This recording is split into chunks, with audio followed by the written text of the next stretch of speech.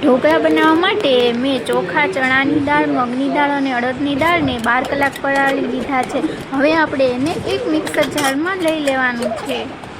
એમાં થોડું દહીં નાખીને આપણે મસ્ત ખીરું બનાવી લેવાનું છે. થોડું દરદરું રાખવાનું છે અને હવે આપણે એક ડબ્બામાં કાઢી લેશું. અંધારો આવે છે. ડબ્બો થોડો મોટો એવો લેવાનો છે. હવે આપણે તેમાં મીઠું, ચણાની દાળ પલાળેલી, હળદર નાખીને બરાબર મિક્સ કરી લેવાનું છે અને મિક્સ થઈ ગયા પછી આપણે એક કોથળીથી પેક કરી દઈશું એરટાઈટ. અને આપણે ગરમ જગ્યાએ રાખી દીધું હતું 12 કલાક માટે.